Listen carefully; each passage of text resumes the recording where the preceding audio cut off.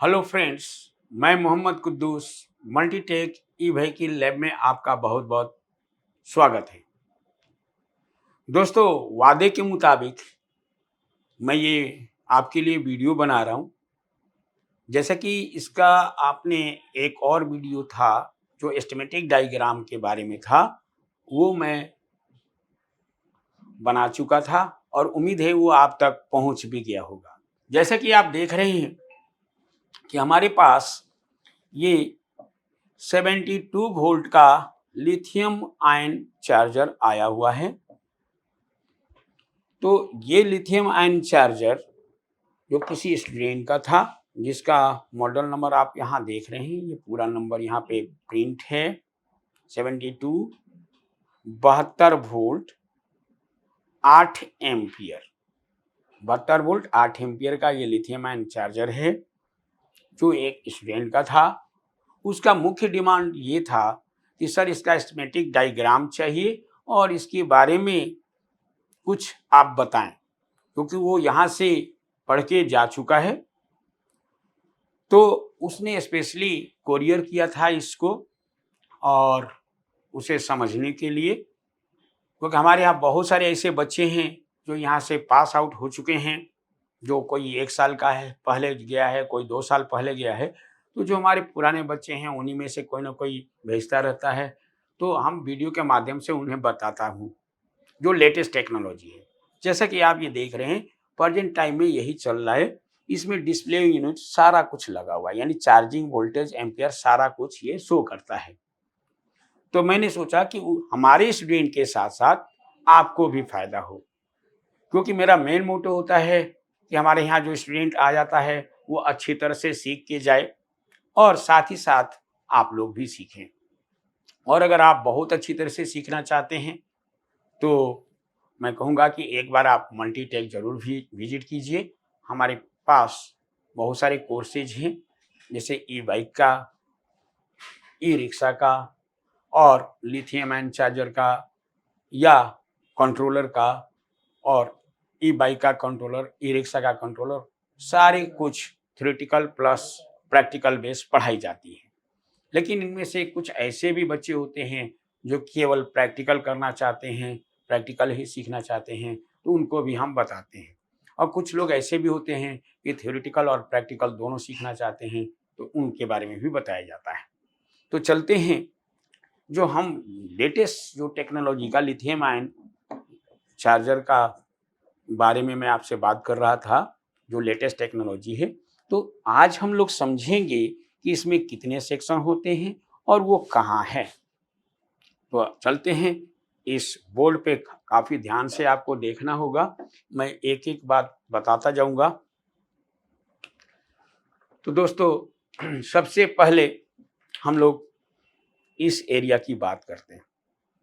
जैसा कि यहाँ पे आप देख रहे हैं कि ये 8 पिन की आईसी है, जिसका मैं एस्टिमेटिक डायग्राम दूसरे वीडियो में बता चुका हूँ इसी चार्जर के बारे में।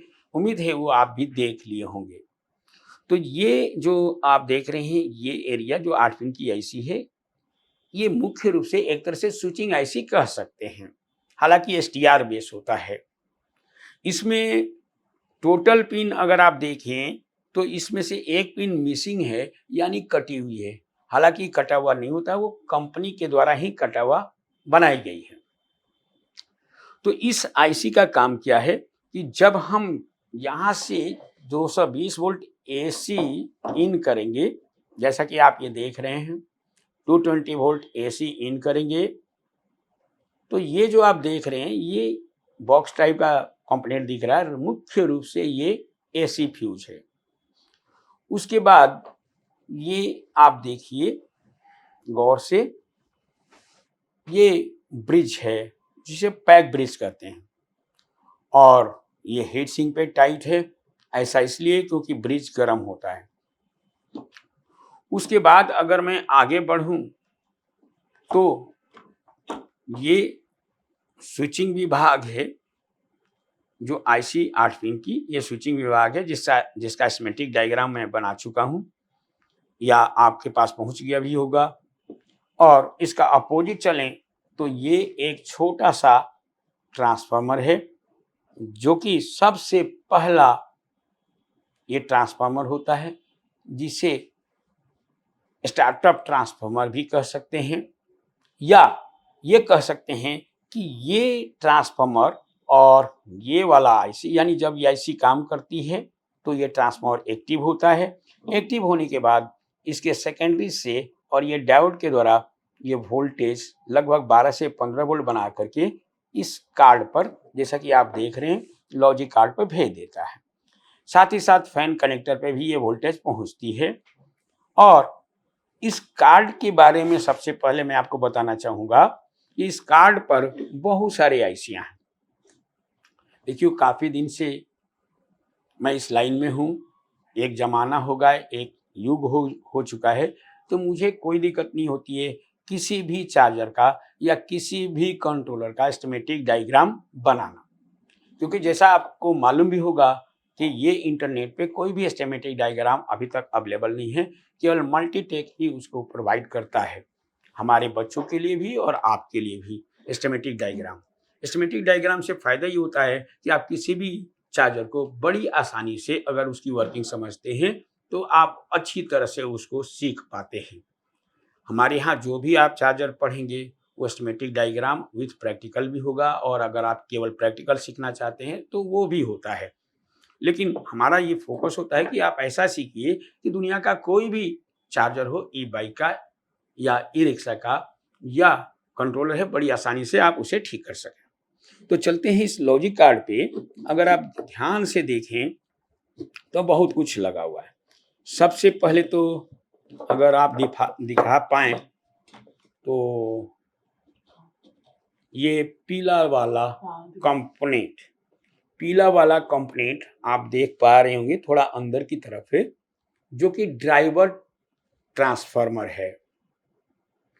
अक्सर कम एम्पियर में इस ट्रांसफार्मर का प्रयोग नहीं किया जाता, लेकिन इसने किया है, इसलिए मैंने दिखाया है। ये ड्राइवर ट्रांसफार्मर है और इसी के बगल में ये जो आप ट्रांजिस्टर देख रहे हैं वो ड्राइवर ट्रांजिस्टर कहा जा सकता है। उसके बाद अब यहाँ पर आप जो देख रहे हैं कि एक छोटी सी आईसी, ये 3 पिन की, जिसका नंबर है 111733। तो दोस्तों मैं आपको बताना चाहूँगा कि 111733 जो आईसी होता है वो 3.3 वोल्ट रेगुलेटर आईसी होता है। तो मुख्य रूप से जब इसकी पिन नंबर 3 पर 12 वोल्ट से 15 वोल्ट की सप्लाई मिलती है तो ये क्या करता है, 3.3 वोल्ट बना करके पिन नंबर 2 से आउट कर देता है। और वही सप्लाई जो आप देख रहे हैं दोनों आईसीयू को प्रोवाइड किया जाता है, जिसमें एक कंट्रोलर आईसी है और एक कंपैरेटर आईसी है। तो ये क्या करते हैं, कंट्रोलर आईसी जितने भी एक्सटर्नल फीचर्स होते हैं वो उसे प्रोवाइड करता है। एक्सटर्नल फीचर मीन्स जैसे फैन स्टैंड बाय सिग्नल को आउट करना और चार्जर को ऑन करना, चार्जर को ऑफ करना, ये सारा काम हमारे कंट्रोलर का है। और अगर कोई इसमें फंक्शनैलिटी लगाई गई है तो उसमें भी ये काम करता है। उसके बाद अगर ध्यान से देखिए इसमें ऑसिलेटर भी है। एक चीज़ बताना चाहूँगा कि यहाँ पर ऑसिलेटर आईसी का भी प्रयोग किया गया है, ये ऑसिलेटर के रूप में यूज किया गया है। अगर हम इसे ट्रेस करें तो ये ड्राइवर विभाग में जाता है, यानी ड्राइवर ट्रांजिस्टर के बेस पे जाता है। अब अगर हम बात करें तो अगर गौर से देखें तो इसके अंदर शायद दिख नहीं रहा होगा आपको, यहाँ पे एक कंपोनेंट लगा है और फिर इसके नीचे भी 2, यानी 2 मॉसफेट हैं और एक डायोड हैं। जैसे कि आप यहाँ पे देख रहे हैं, इसी का हिस्सा यानी यहाँ लगा हुआ है, जो अभी आप शायद नहीं देख पा रहे होंगे, शायद ये थोड़ा सा दिख जाए तो बहुत अच्छी बात है, जिसमें मैंने पेन रखा है, ये स्विचिंग मॉसफेट है। और इसके जस्ट बाद एक और है इस साइड में, जो कि शायद वो नहीं दिखेगा, इस साइड से मैं दिखा दूंगा, तो वो भी स्विचिंग मॉसफेट है। जैसे कि अब ये स्पष्ट हो रहा होगा कि ये 3 पिन आप देख रहे हैं, ये स्विचिंग मॉसफेट का, जिसे ये गेट है, ये ड्रेन है और ये सोर्स है। फिर दूसरा switching MOSFET gate, drain, source.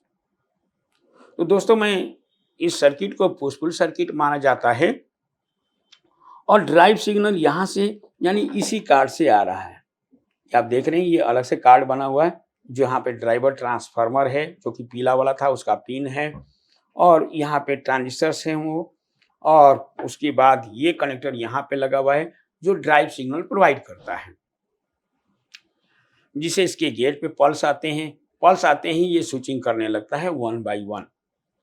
अब उसके साथ इसके ड्रेन पर 300 वोल्ट मिलती है, यहाँ 300 वोल्ट इसके ड्रेन पे मिलेगी, और इसके सोर्स पे और यानी पहले मॉसफेट के सोर्स पे लगभग 150 वोल्ट के आसपास, और दूसरे मॉसफेट के ड्रेन पर लगभग 150 वोल्ट के आसपास मिलती है। लेकिन दोस्तों तब ये मिलती है जब ये स्विचिंग हो जाता है। तो अब स्विचिंग होने के बाद ये आप देख रहे हैं कि यहाँ पे एक ट्रांसफार्मर है जिसे एसएम ट्रांसफार्मर कहा जाता है। आप ये देख रहे होंगे इसमें प्राइमरी वाइंडिंग भी है और सेकेंडरी वाइंडिंग भी। ये एक एसएम ट्रांसफार्मर है। एसएम ट्रांसफार्मर की प्राइमरी वाइंडिंग जो है यहाँ पर आप देख रहे हैं कि यहाँ पे आपको ये कैपेसिटर लगे हुए हैं दो, जो कि ग्राउंड होते हैं एक सिरे से, और इसके ड्रेन और सोर्स जंक्शन से यानी यहाँ से अगर आप देखिए तो ये माइनस है, यानी एमएफसी का मेन फिल्टर कैपेसिटर है। जैसा कि आप ये देख रहे हैं मेन फिल्टर कैपेसिटर है, तो मेन फिल्टर कैपेसिटर के माइनस से ये कैपेसिटर ग्राउंड है। इसका एक सिरा है मेन फिल्टर कैपेसिटर के माइनस से या फ्लोटिंग ग्राउंड से ये जुड़ा हुआ है, और दूसरा सिरा अगर देखें ये दूसरा सिरा है एसएम ट्रांसफार्मर से जुड़ा हुआ है। साथ ही साथ इसका जो एसएम ट्रांसफार्मर की प्राइमरी वाइंडिंग का दूसरा सिरा जो है वो इस मॉसफेट के ड्रेन और सोर्स के बीच जुड़ा होता है जंपर के थ्रू। नीचे आप देख सकेंगे ये जो आप देख रहे हैं कॉपर वायर के रूप में, जैसा कि आप देख रहे हैं कॉपर वायर के रूप में ये जंपर है जो एसएम ट्रांसफार्मर की प्राइमरी वाइंडिंग में 150 वोल्ट पहुंचाता है। तो दोस्तों जैसे ही ये सर्किट एक्टिव होती है यानी इसकी प्राइमरी वाइंडिंग चालू होता है तो सेकेंडरी से एसी वोल्टेज आउट हो जाता है। जैसा कि ये हिस्सा क्या है सेकेंडरी वाइंडिंग, और सेकेंडरी वाइंडिंग का एक दो और ये 3 है। तो यहाँ पे बहुत सारे पिन है लेकिन मुख्य रूप से ये 3 पिन मानी जाती हैं। यहाँ पे एसी मिलने लगता है, यहाँ पे भी एसी, और ये बीच वाला टैग यानी बीच वाला टर्मिनल एक शंट रेजिस्टर से जोड़ा गया है। और उसके बाद यहाँ पर आउटपुट फिल्टर कैपेसिटर है, जैसा कि आप ये देख रहे हैं ये आउटपुट फिल्टर कैपेसिटर है। ये क्या करेगा कि जब स्विचिंग हो जाएगी तो जो यहाँ पर आप डायोड देख रहे हैं जिसे शॉर्टकी डायोड भी कहा जाता है, वो उसे डीसी में कन्वर्ट कर देता है, और डीसी में कन्वर्ट करने के बाद ये कैपेसिटर उसे प्यूरिफाई कर देता है, और उसके बाद जब चार्जिंग के मोड में ये डीसी वोल्ट मिलने लगता है और चार्जिंग वोल्टेज आउट हो जाती है, जैसे कि आप ये देख रहे हैं इस कनेक्टर से, और कनेक्टर से आउट हो जाता है। अब दोस्तों लास्ट में मैं एक चीज और बताना चाहूंगा क्योंकि ये एडवांस है। जैसे कि आप यहाँ पे आप देख रहे हैं ये डिस्प्ले है, मैं एक बार इसको चला के भी दिखा देता हूँ रनिंग कंडीशन में, लेकिन एक पॉइंट और है उसको भी क्लियर करता चलूं। ये रिले है, यहाँ पे एक रिले लगा हुआ है जिसे आउटपुट रिले कह सकते हैं, और इसकी भी ड्राइव सिग्नल आ रही है इस लॉजिक कार्ड से ही। तो ये रिले आप देख चुके हैं। अब मैं इसे ऑपरेट करना हूं, और यहाँ पे आप देखिए ये डिस्प्ले है जिसमें वोल्टेज एम्पियर सारा शो करता है। तो दोस्तों मैं इस चार्जर को पहले ऑन करता हूं और देखते हैं इसका डिस्प्ले वगैरह पूरा यूनिट को। थोड़ा आप गौर से देखेंगे कुछ सेकंड के बाद ये ऑन होता है, तुरंत तो ऑन नहीं होगा। देखिए अब आप देख रहे हैं कि ये शो कर गया 0 वोल्ट और 0 एम्पियर। अब चार्जर जब चालू हुआ तो ये वोल्टेज शो कर रहा है, लेकिन अगर मैं इसमें बैटरी नहीं जोड़ूंगा, यहाँ पे पंखा भी चल रहा होगा जैसा कि आप देख रहे हैं ये पंखा भी चल रहा है, यानी चार्जर ऑन है। लेकिन ये चार्जिंग वोल्टेज तब तक नहीं मिलेगा या एम्पियर तब तक नहीं शो करेगा जब तक हम लोड ना दें, यानी बैटरी ना जोड़ें। तो चलते हैं इसे बैटरी जोड़ के देखते हैं और इस डिस्प्ले पे आप ध्यान देंगे कि क्या चेंजिंग होता है। तो प्लस को प्लस में जोड़ना है और माइनस को माइनस में जोड़ना है दोस्तों। अभी देखिए बंद हो गया क्योंकि हमने बैटरी नहीं जोड़ी थी, इसलिए ये बंद हो गया। अब बैटरी जोड़ता हूं और जोड़ करके फिर मैं आपको दिखाता हूं।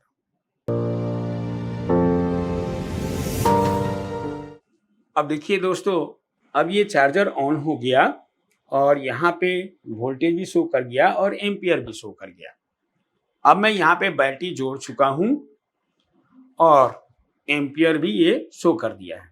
यहाँ पे जैसे कि आप देखते होंगे कि आपके मोबाइल वगैरह में भी इस तरह का साइन आता है, तो इसने एक प्रोग्राम डाला है और उस हिसाब से ये सारा कुछ हो रहा है। ये एक सेपरेट डिवाइस है और मार्केट में अवेलेबल भी होता है। जितने भी लेटेस्ट चार्जर आ रहे हैं आज के ज़माने में, ये पूरा डिस्प्ले बेसिस आ गया है। इसका फ़ायदा ये होता है कि कस्टमर को ये पता चलता है कि हमारी बैटरी चार्ज हो रही है या नहीं हो रही। लेकिन अभी मैं इसको सीरीज में जोड़ा हूँ। अब मैं डायरेक्ट जोड़ना है इसको। डायरेक्ट से क्या होगा, ये जल्दी से चार्ज होगा और इसका डिस्प्ले भी चलेगा। देखिए मैं यहाँ पे जोड़ चुका हूँ। अब मैं थोड़ी देर के बाद ये चालू होगा। अब देखिए 6.3 एम्पियर शो कर गया।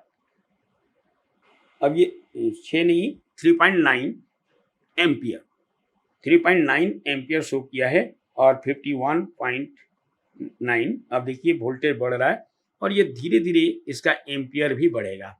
जैसे जैसे हमारी बैटरी चार्ज होगी ठीक उसी तरह से इसका वोल्टेज और एम्पियर दोनों इंक्रीज होगा। तो उम्मीद है ये दोस्तों आपको ये वीडियो बहुत अच्छा लगा होगा या जैसा भी लगा होगा हमें कमेंट करके ज़रूर बताइए। लेकिन साथ साथ में ये कहना चाहूँगा कि आपको लेटेस्ट वीडियो आपको मिलने चाहते हैं, अगर आप लेटेस्ट वीडियो चाहते हैं या स्कीमेटिक डायग्राम चाहते हैं तो इस वीडियो को लाइक करें और कमेंट भी करें।